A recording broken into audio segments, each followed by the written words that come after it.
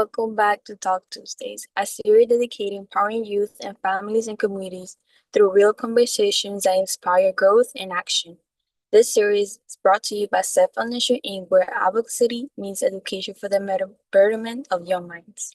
I'm Eleni Alvarez, your host and peer educator here at SET Foundation, and this October we're focusing on something that is not always easy to talk about and is absolutely necessary: bullying prevention and its deep connection to mental health. October is National Bully Prevention Month, and over the next few weeks, we're creating a space where the truth is told, voices are heard, and healing begins. Whether it's bullying at school, cyberbullying online, or harmful behaviors that go unnoticed, we'll be breaking it down: what it looks like, how it fails, and what we can do to stop it.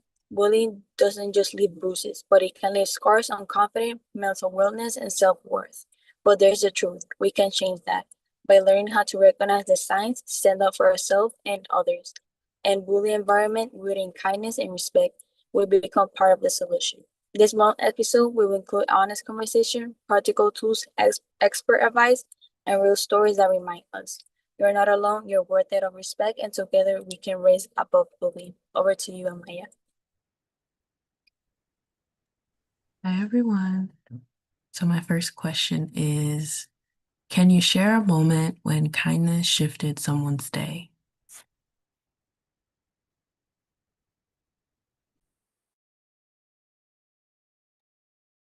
I'll take that one because look, I love me some kindness.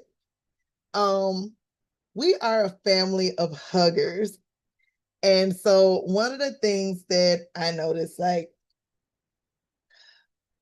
working with students and then also working inside of a school where there is incidents that happen all the time, right? Sometimes it's just a smile that sets the mood for people's day. And I'll even share, like, a couple weeks ago, we were at the school and, there was a group of kids that were fighting. And after that fight, one of the kids I looked at, because I'm like, you're just that kid. You don't ever get in trouble. Like, what are we doing? What's going on? But I didn't have to say a word. Like, I didn't say anything at all. I just looked at him.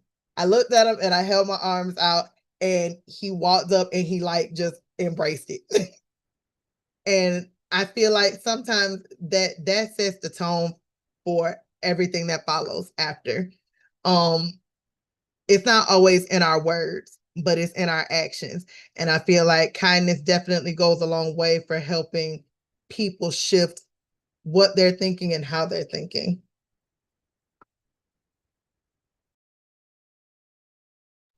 My bag.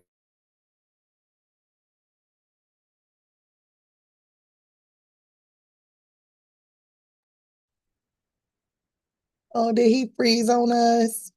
He froze it. I think so.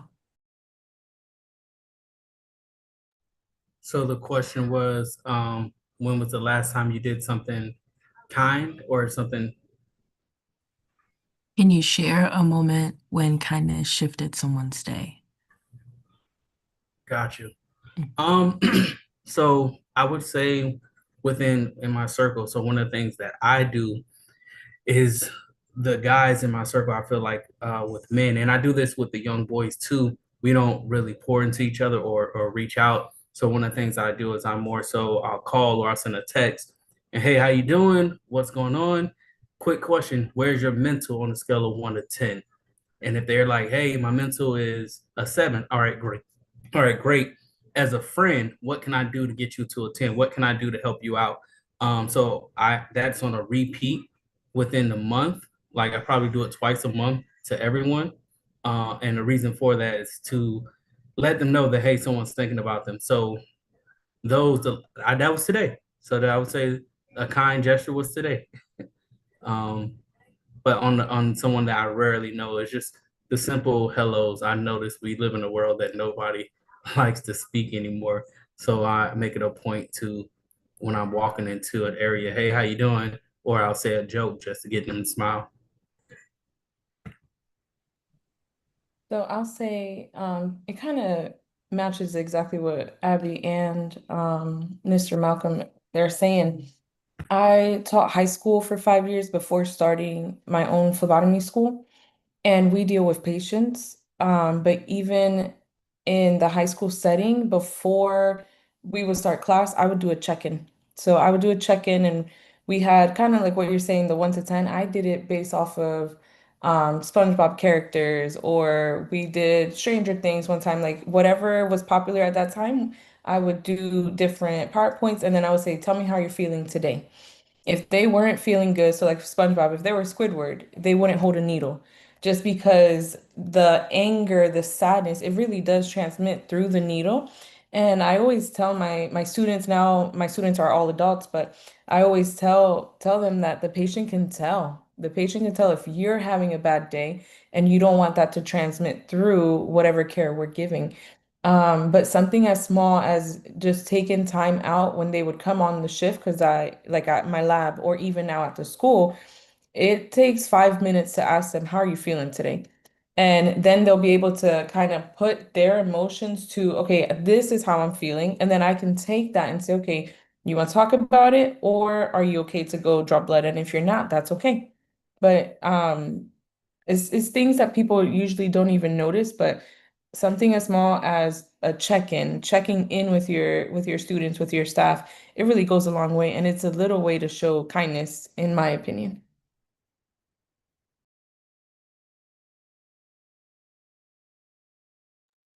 I might have to take that one from you. Look, I love the Stranger Things and the SpongeBob. Like, I'm definitely taking that, and we're gonna use that.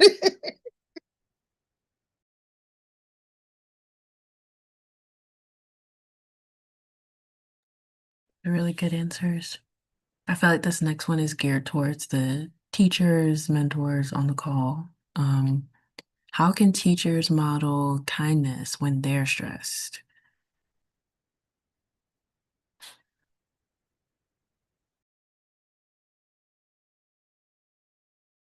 I'm gonna let the teachers have that one. I'll come on the back end, you know. I'm over here thinking because I know that we do it, and now I'm like, okay, what do I do? So I think first, um, students have to realize that we're human too. I remember being a little kid and I saw my teacher at the grocery store. And I was like, what is she doing out of school? Like, I don't know why in like second grade, I just thought they lived in school and that was their whole life. But I always say, okay, picture your teachers as people. We do have lives too, right? Outside. But I think in a teacher aspect, how we can show kindness even when we're stressed is to think before we speak sometimes, you know? Sometimes if you can't handle your own emotions, it's unfair to just let it all out onto someone who has no idea what you're going through. So I think for me, I just really try to be kind of just self-aware, really, and just really stop to think, okay, should I even be speaking right now, or do I need to take 5 seconds and pray in my head and just kind of do a little breathing exercise and then go on about the lesson or whatever it is that we're doing for the day. But I think so. The question was, how can we show kindness even when we're stressed? That was your question. I think kindness starts being kind to myself first and letting myself know, okay, hold on, take a second, take a little breather, and then I'll be able to go on and teach whatever it is that I have to teach to the students. I love that. It's funny that you mentioned, right? Like remembering that our teachers are human first. And I think a lot of us at a young age had that same view that you did, Swilly. Why you at the store? Like, what you doing here? Why do I see you outside of my classroom? Like, I'm not supposed to see you. Like, and it is that reality for a lot of students, right? Where when they see you outside of school, they don't they that's a reality for them that, oh, you live outside of those four walls. Like, okay, so you're a person. And I think as teachers, even as mentors, reminding ourselves that we are human. Because it's one thing for the kids to remember that we are human, but we also have to remember that we are human and we all have good and bad days. And just like we want to show kindness, we also expect people to be kind to us too. So I think if we're continuing to model what we desire to see for us, then hopefully it gets reciprocated back. I think, again, smiles go a long way. What Malcolm said, like modeling those hellos, because there's nothing worse than walking into a room and looking at a teacher that won't even say hi. And so I think those hellos go a long way, those smiles go a long way, and us being welcoming, making the space feel welcoming, so that when we walk out of that room, they're welcoming us too. So I agree. I agree. I guess I can add from a different standpoint is having having someone that you can speak to, like a teacher friend or someone, because at the end of the day, like you said, we're human. So when we're up against our backs up against the wall, we're stressing and we're putting on face to communicate with the students. They can see it, right? They can see it when I'm going through certain things and I got to go on stage. I'm pretty sure the audience feels that energy. So having someone that you can talk to, but also to keep the kindness, a lot of teachers may avoid this, but it's very necessary, is therapy. Therapy, having it where you have a therapist, because when you're in front of these students, you have to, they don't need to see you, or they shouldn't have you popping off on them, right? They shouldn't have you, oh, like you rarely want to teach them, or you rarely want to put any type of energy into them because of your problems. You're clocked in. It's game time. So when it's game time, you have to be ready. I feel that on the outside of that, we need to have therapy or have someone that we can voice and say how we feel to decompress. So when it's time to step up to the plate, we're teaching these students with a kind heart, and open mind. But that's just, I'm not a teacher, so so I don't know. But from my standpoint, I feel like those things play a big part. And a lot of teachers that I do run into that's always complaining, their personal lives are messed up.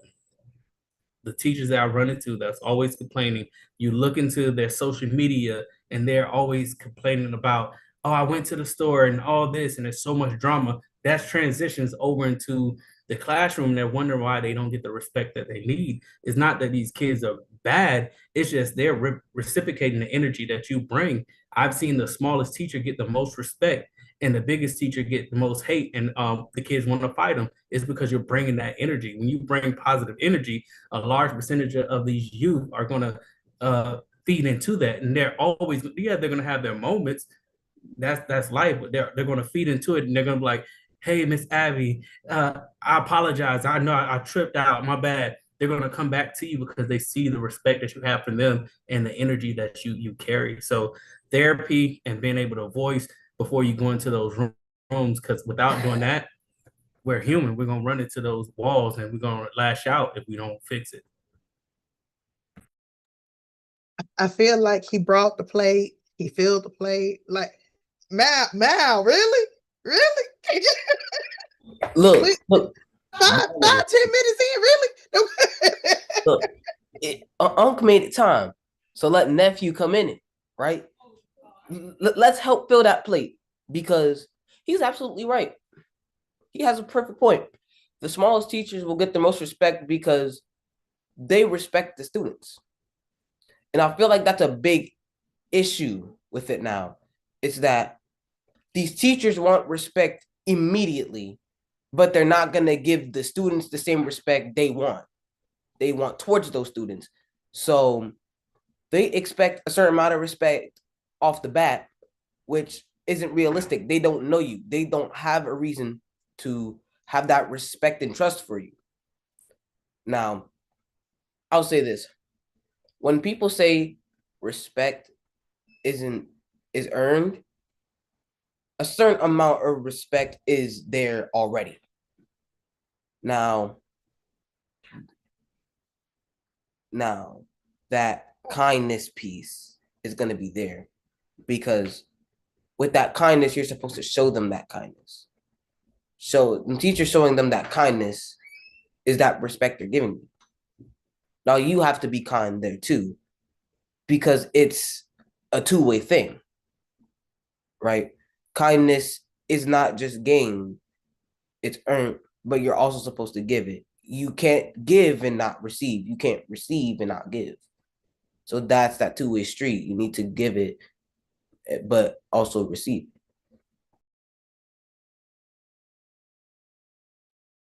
Throw some money in this plate. See what y'all doing. Okay. Those are really good answers. And Malcolm, even though I know you're not a teacher, I think you said you mentor. So I felt like you still would have a really good perspective on that question. Um,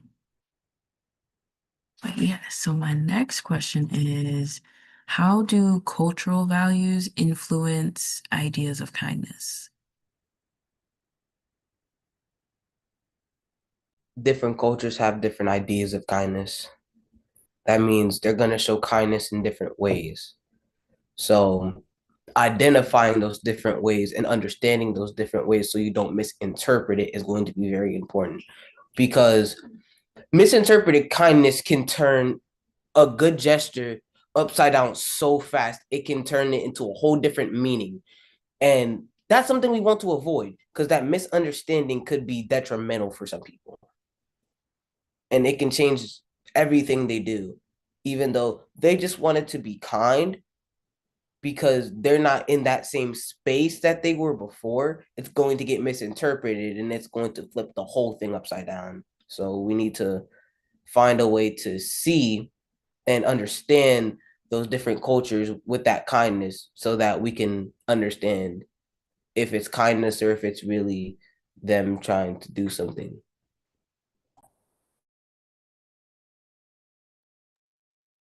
I'm Puerto Rican, so I completely I can give you my input as a Puerto Rican woman, but yeah, I'm a hugger.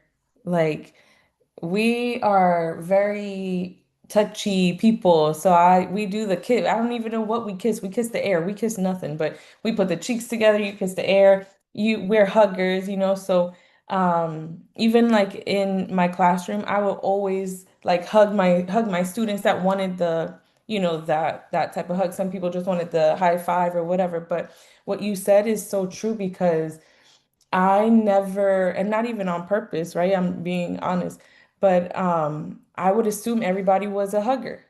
That was so wrong. And like in my head, I'm like, oh man, like I didn't mean to offend you, but then I didn't really put myself in like that culture or that type of person's shoes. And it took me a little bit to learn, okay, hold on, my Puerto Rican, okay, they don't get offended with the hug. They're kind of offended if I don't hug them, right? My students, they're expecting that. But then I had to learn, okay, how can I show my kindness to these other types of groups or these specific type of cultures? Because everyone has a way. It's just really taking the time to listen. That's one of the biggest things that had to that I've learned is if I just take time to listen to you, I can show you kindness in a way that you want it. And it even goes back to how do we accept love? How do you guys accept love, right? For me, it's time. You show me you love me by spending time with me. I'm not big on gifts. I won't reject a gift either, right? You want to give me a gift? Okay, cool. You give me a gift. But for me, really, it's that time getting to know me, getting to know what I like, what I don't like. And that's how somebody can show kindness to me. So I just had to kind of step back and realize, which I knew it, but not everybody's Puerto Rican. Not everybody likes a hug. Me personally, I will always accept it, but there was even kindness in what you were saying too, of I don't want to misinterpret and I don't want to offend, and that happened so much, not even in the physical part, but even in conversations and jokes, right? So kindness is understanding the person as a whole and then really listening to how can I show that back. I don't know if I answered the question, but I hope I did. We'll see. No, you answered that perfectly. You followed up perfectly with that point. I love it.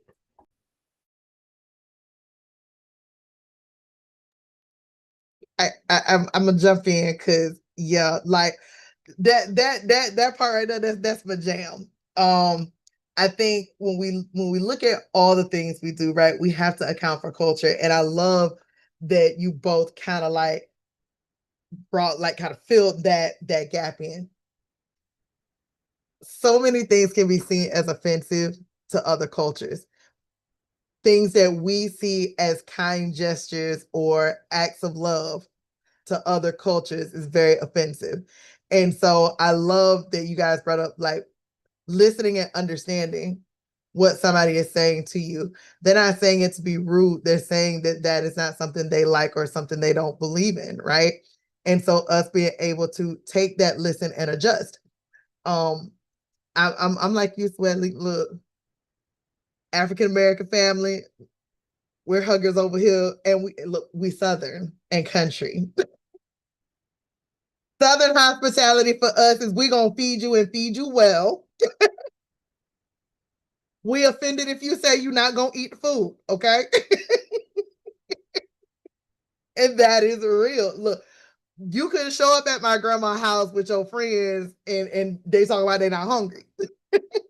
Cause she done stayed up all night cooking because she knew you was coming, whether you liked the food or not. And she probably cooked like 7 different meals to make sure there was something that somebody liked. So, You probably gonna leave it the plate. so it's like that's how she showed her kindness to others, was cooking and feeding them and make sure their stomachs were full. And so when they left, they were happy. You know, for us again, like hugging and like you, Swelly, look, we kissing, so we're gonna kiss you on the cheek. No, we ain't kissing the air. We gonna let y'all have the air. But look at definitely kissing the cheeks, you know, and it's like, hey, how you doing? But it's like you feel like family when we embrace, and that's how we show kindness, how we show love. Um, and I think again, like knowing the people that you're around, knowing what they see in their culture as something that exhibits kindness is so important, because even though to us we're being kind because it's what we're used to, it is not what everybody is used to. And everybody doesn't come from a household of getting hugs or getting kisses. And for them, it's weird.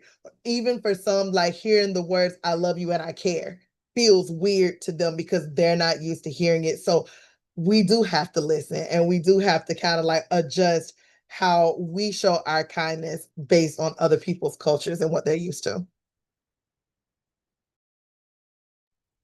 Agreed. I like what everyone was saying. I mean, if I was to add anything to it, it would be more so of those of the same culture, but different ways of being raised. So there's individuals that I have African American friends that their whole life they've been around Spanish. So they've adapted to that culture, right? So being able to actually read the person, understand the person, I feel like your first 30 seconds of someone tells you enough to kind of know how to respond, how to interact with them.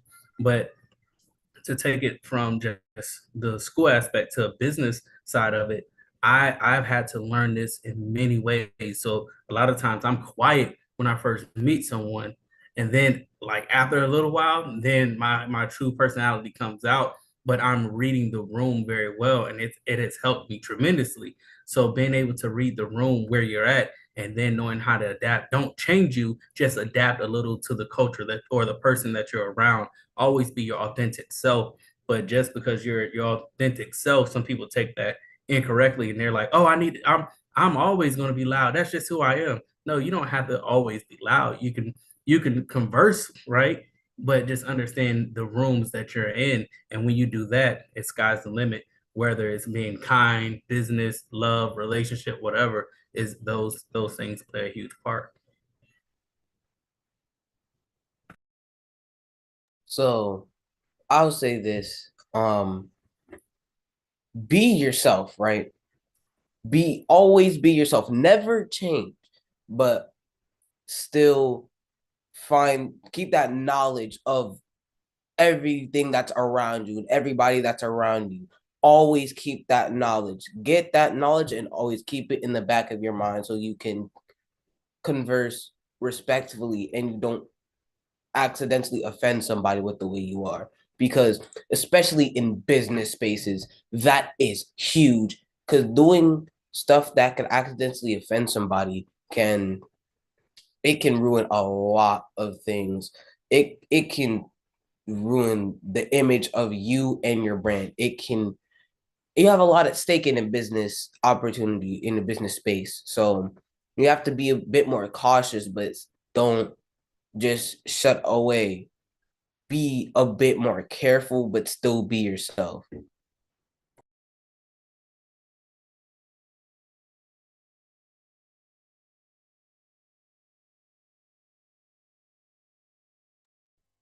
Very good answers.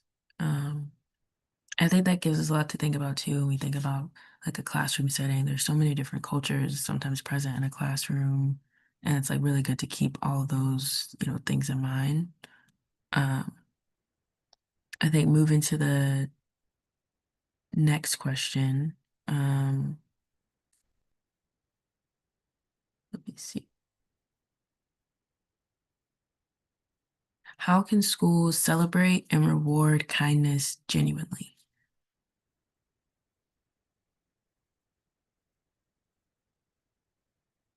Acknowledge them for it.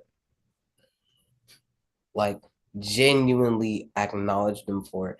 Make sure they know what they're doing. Make sure that they know what they're doing is the right thing so that they're not just sitting there like, what am I gaining from doing this? Am I doing something wrong? And then when somebody slips up, right, and does something that may accidentally offend someone and they go to whatever, then tell them why and how to adapt towards that. Because I'll say this, just punishing for behavior, but not telling them what they did wrong isn't going to go anywhere. But letting them know and rewarding them for what they do is good is going to let them know, okay, I'm on the right track. Let me keep going so that A, I don't get like consequences down the line, and B, so that I can keep getting rewarded for all this stuff.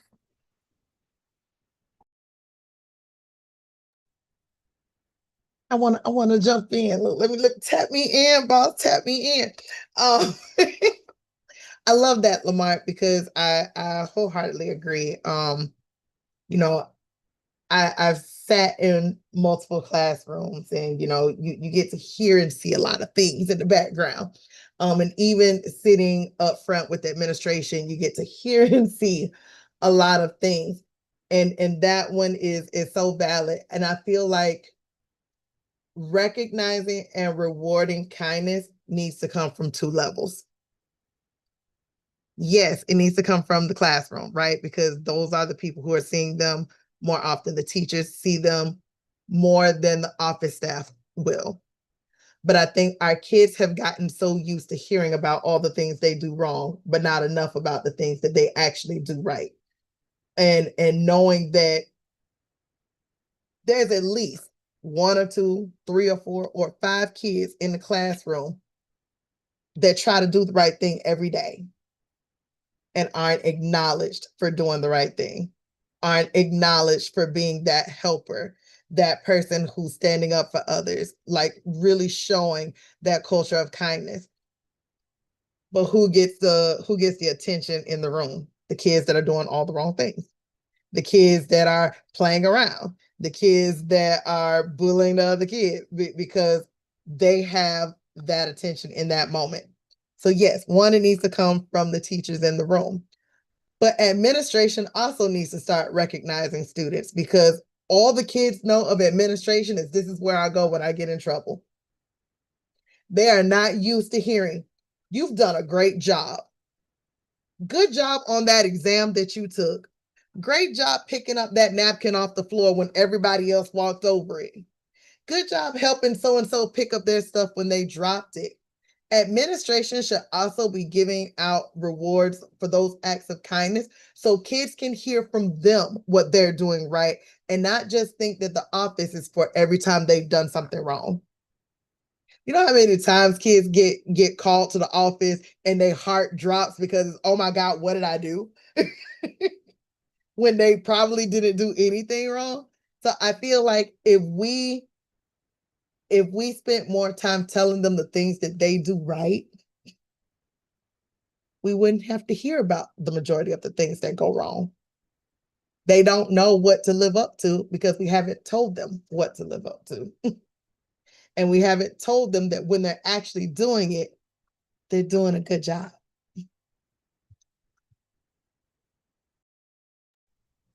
I agree. I feel we live in a world that just from a teacher standpoint, teachers gossip about the bad students. Oh my goodness, I got this Malcolm in my class. I got Malcolm in my class. Well, what is he going to do today? But they, like you said, they overlook that one student that goes above and beyond to make sure everything's lined up, everything's done, the kind deeds. Yeah, administration, teachers, if just as much as we see the teachers blow things up and talk about their class on social media, because we do see that, and they're like, oh man, they won't say the child's name, but they always talking about how the day went or whatever. Do the same exact thing. Like leverage social media the same way we leverage it for negativity, leverage it for positivity. What about that kid that had shoes from last year, right? But still clean shoes. But there was a kid that only came in with holes in the shoes, and that's all he had. And the kid went above and beyond just to give, hey, here. Like those things, yeah, we don't want to make it seem, oh, a lot of people run away from, oh man, you're broadcasting that you're doing good deeds. We broadcast fights every day. We if we can flood the world with kindness, so what if it's shown? So what if someone videos it? I used to be that person, like I don't want to video anything I do good, but I notice like they're gonna if I get jumped, they're gonna video it and I'm gonna be all over social media. So why not put myself on social media when I'm blessing somebody? And the same thing goes with the school. They have the boards, they have it on the TVs, sometimes they have announcements. Show those special moments. Let's change the narrative. I mean, I feel like that's a huge point that or something that will really help. Now, let me add on to that piece because what I want to say is this. Let all of that, right? It's human nature for the humans to look over all the positives and only focus on that one negative. Let's stop that because everyone's just feeding into the negative. Everyone's feeding into that negative. They're going to be like, oh, so-and-so did this. He's acting up in the class. Oh, so did that. She acting up in the class. Why not acknowledge that one student that's sitting there quietly doing their work and actively helping the other students? Because that negative isn't going to do us any good. It's setting us back.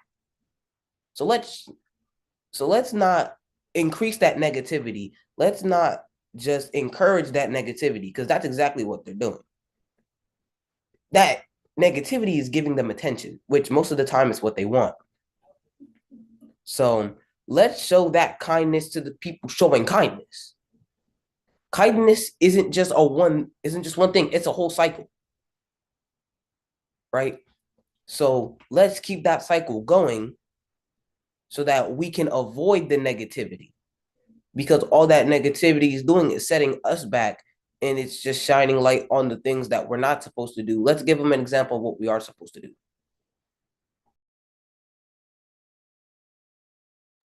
I have nothing else to add. You guys said everything. That was perfect. That was perfect.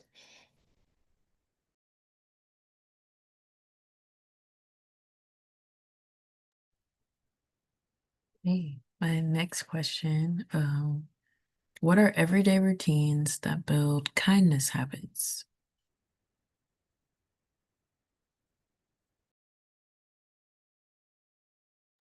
Can you Oh. repeat it one more time? What are everyday routines that build kindness habits? Practicing gratitude. Everyday routines that build kindness habits. And then I'm gonna say this, and I forgot I was supposed to be on that, Gabby, Abby. Or they probably mad, but so I'm gonna say this: what builds for me and the young boys that I mentor is first self reflection, self aspiration, self affirmation, all those things, right? We look in the mirror, even with my son, great, amazing, handsome, strong.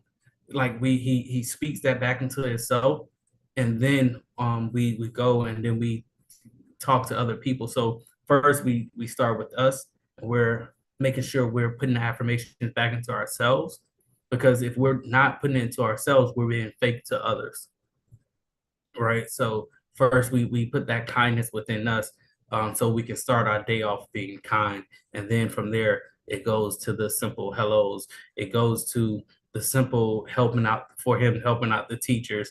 It goes to the simple small conversations, or even if, and this is for the young men at school, right? The young men at school, even the young ladies, but the young men at school. If the guy got good shoes on, yo, I love your shoes. If the guy cologne, like I walked by one dude and I was like, bro, no offense, don't take no offense to this, but man, you smell good. What is it that you got on? Like being confident within you to be able to give a compliment to others and not feel any type of way. Those small gestures start with what you do in the morning by looking in the mirror and giving yourself those affirmations.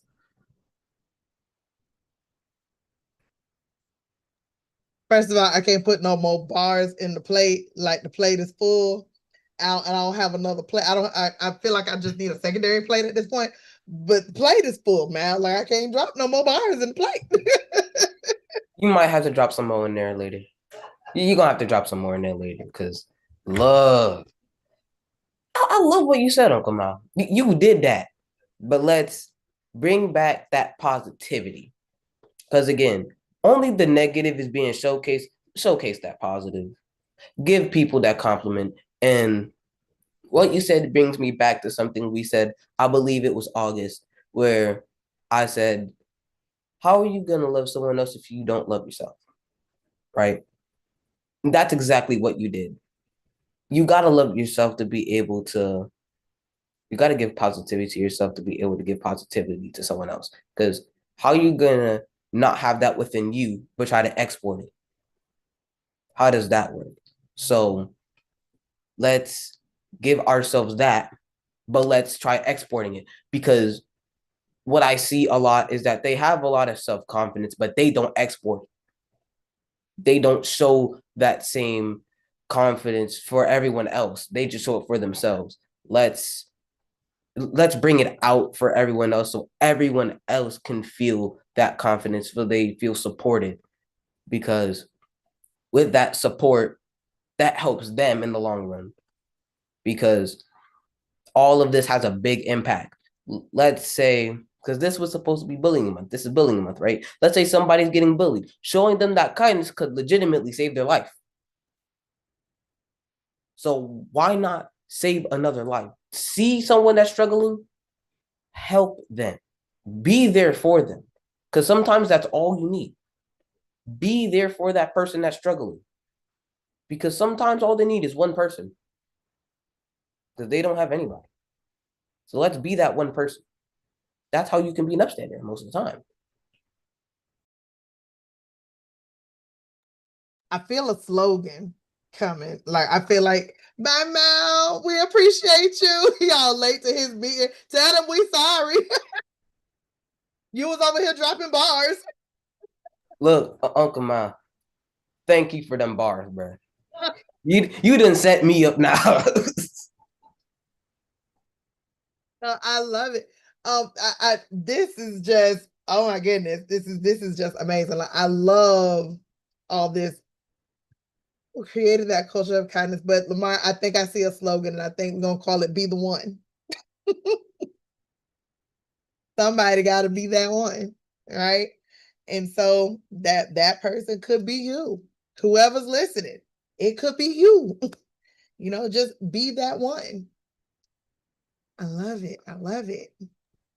And that's so true. I have two sons, so I always tell my kids, if you see somebody getting picked on, don't think somebody else is gonna come around to to say, "Hey, are you okay?" It should be them to be the one to go to that person and say, "Hey, are you okay?" So, I agree with everything that you guys have said. The only thing I would add is don't wait for somebody else to do something that you could do in the moment. So if you see somebody getting picked on, if you see somebody crying, and it would happen even as a teacher, I would see a lot of students just, you could tell they're having a horrible day. Even if they weren't my students, I would still go out of my way and say, "Hey, are you okay? Do you want to talk about it?" And they could say no because they don't know me. They could say no, but I didn't want them to go home and say, "Wow, not one person asked me how I was doing," because that's what happens a lot of the times. We tend to just say, "Oh, I don't want to get involved," or it's not my business. And I mean, in the past, that was me, where I would say, "Man, if it doesn't pertain to me, I'm gonna keep walking because I don't want to be nosy or whatever." And then I had a student that hurt themselves. And I was, thank God they were okay. But in that moment, they hurt themselves. And I felt so guilty because I didn't see it.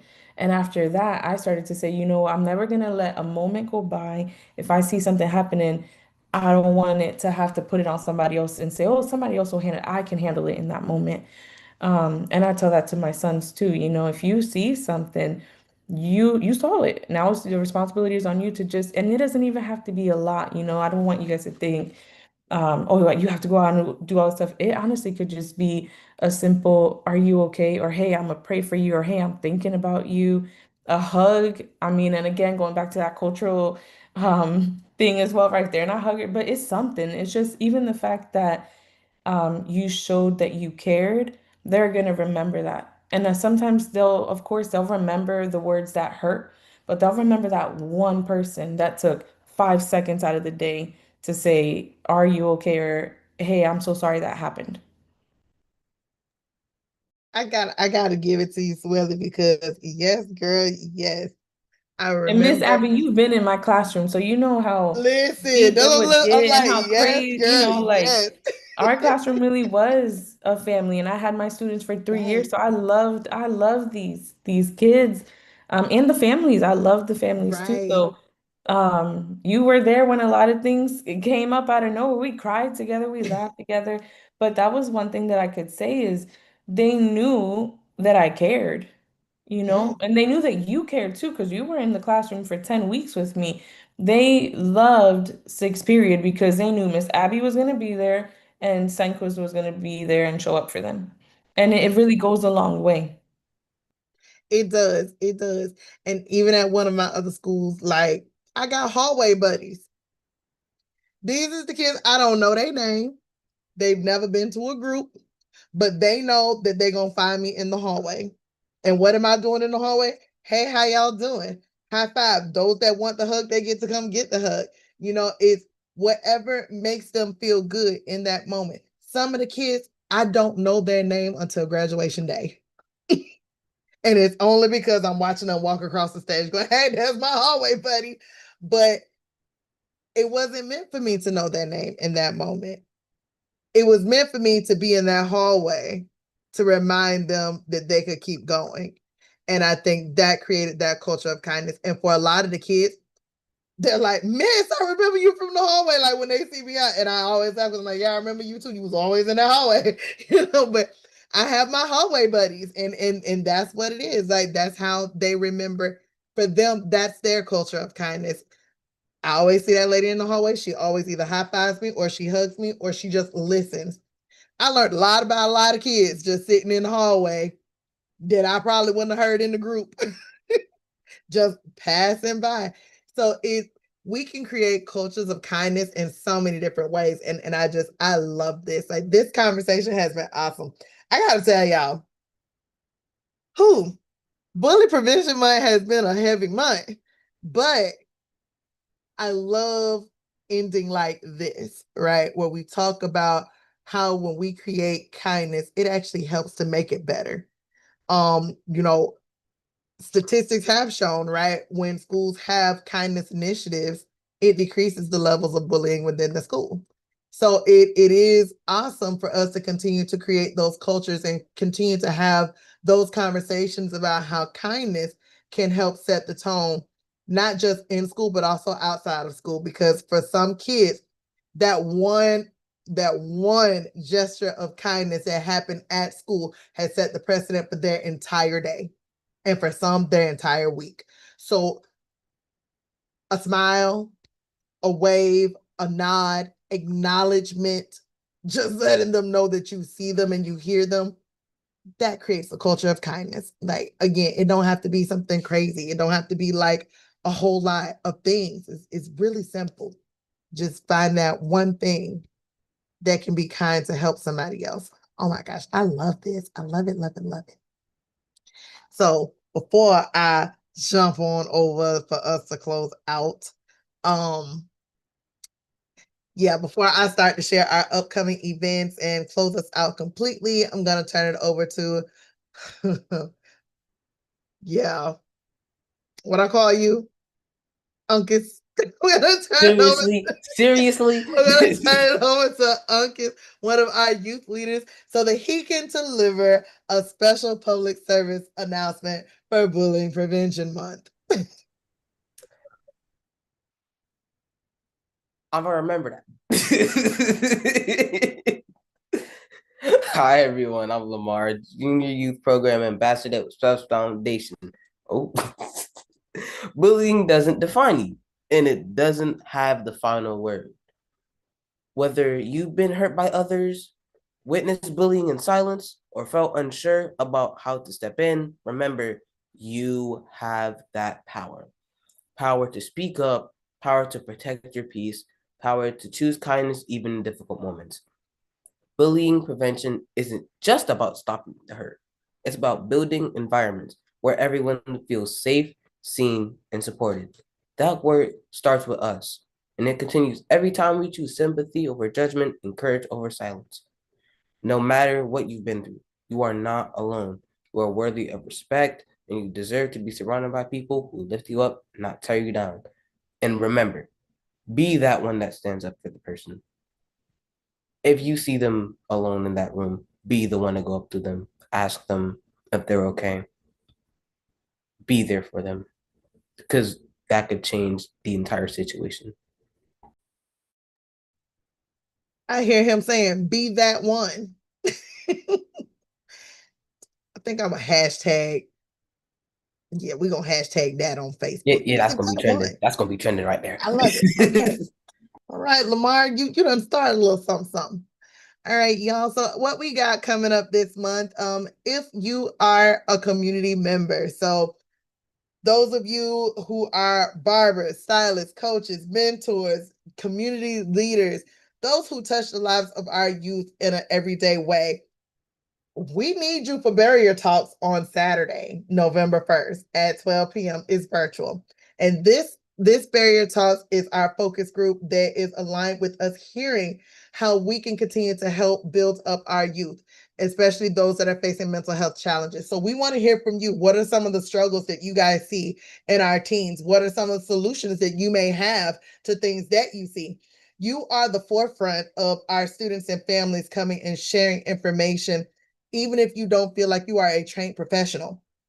You guys get to hear it because when they go to get their hair done, when they go get their nails done, when they're sitting on those football fields or in those basketball stands, you are hearing the majority of their problems. And sometimes we know that it's a heavy burden. It's a heavy lift.